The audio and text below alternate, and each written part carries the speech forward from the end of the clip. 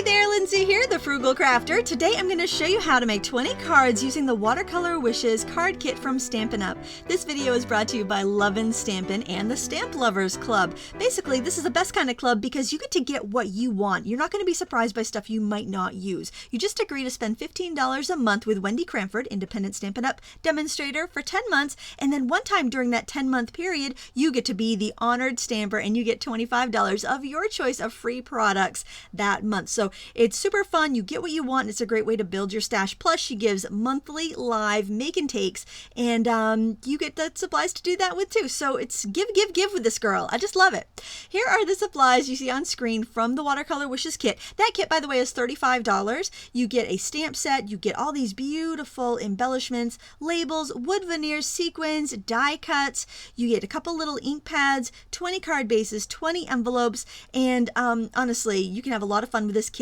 I did all these cards in the course of about 2 hours, and I'm going to show you the techniques that I used. There is a guide in the kit as well that shows you kind of how they did their cards if you want to just follow along with that. But I'm going to show you some other techniques today that you may find useful when you make your cards. And of course, if you don't have this kit, don't worry. Use what you have, and you can play along too. One of the ways I like to start off these cards is by layering and clustering my elements. So I took this little ribbon sticker and kind of added it about a third of the way up my paper, and then I'm putting on a little bit of washi tape right over it. I like to cluster and overlap my elements. It just gives the card a sense of weight and a focal point. So that's what I'm going to do here. I'm looking at my sentiments and choosing one that I think would fit that little label very well. The nice thing about the clear sheet here is that I can kind of size it up and figure out exactly what I want before I go to stamp it.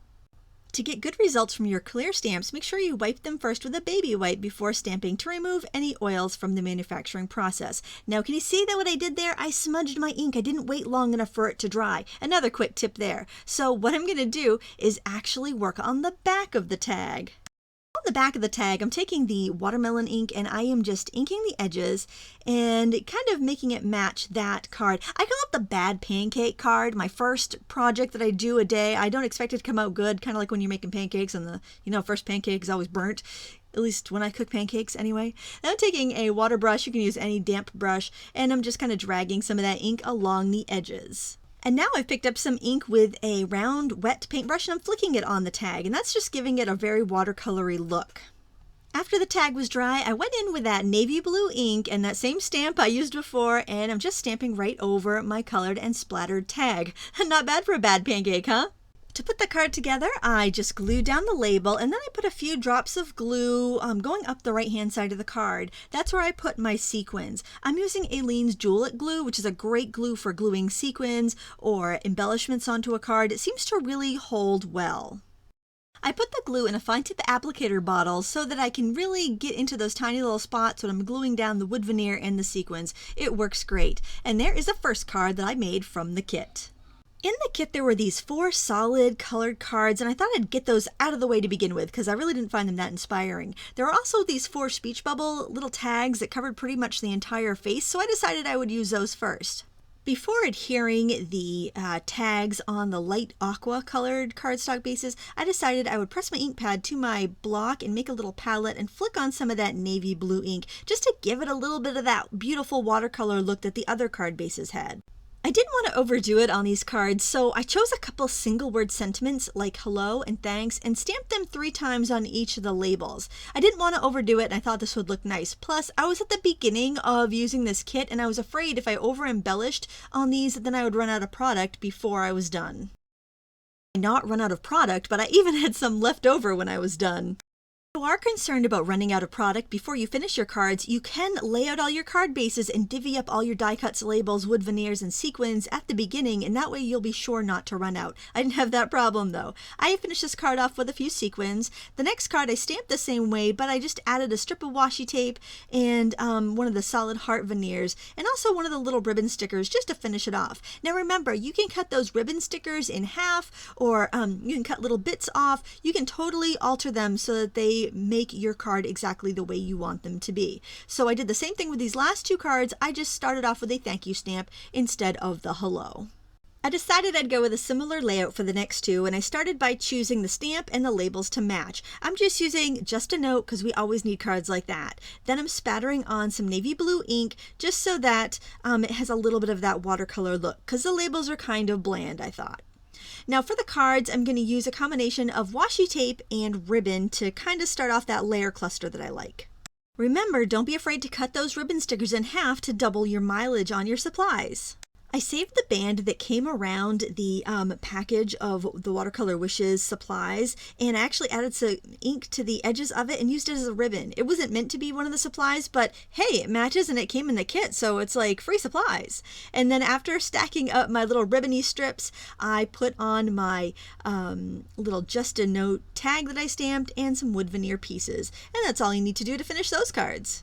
I decided to tackle all of these square cards at the same time. I find working on the same size canvas over several pieces is very easy. Now on the striped cards, since there is a pattern there, I decided I would stamp on labels and adhere them down.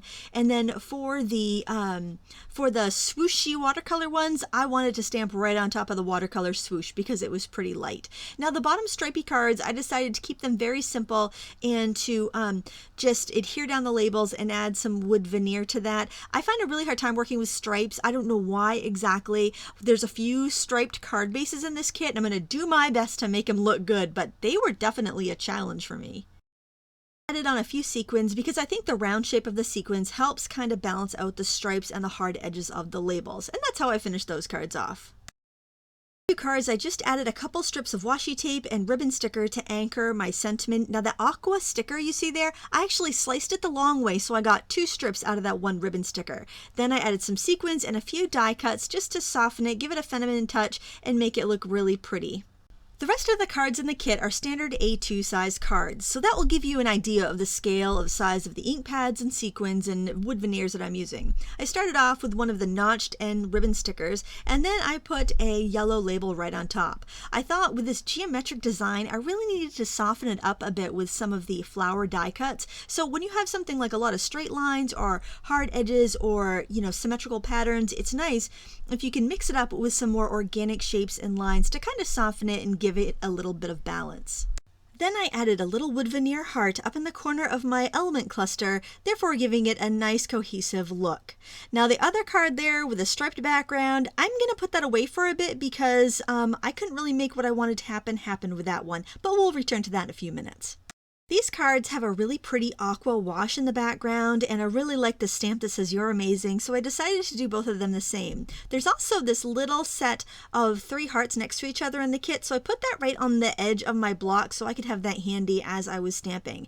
Now, I kind of thought I wanted to overlay some colors, so what I did was I inked my stamp with navy and then stamped a few hearts, and look how the 2nd and 3rd generation looks amazing. It reminds me of the bokeh lens flares that were so popular, so I decided I would repeat that style all over my card fronts, and that's pretty much all I did with this one for now. You'll see at the end of the video how I actually had a couple butterflies left over and added them to those cards.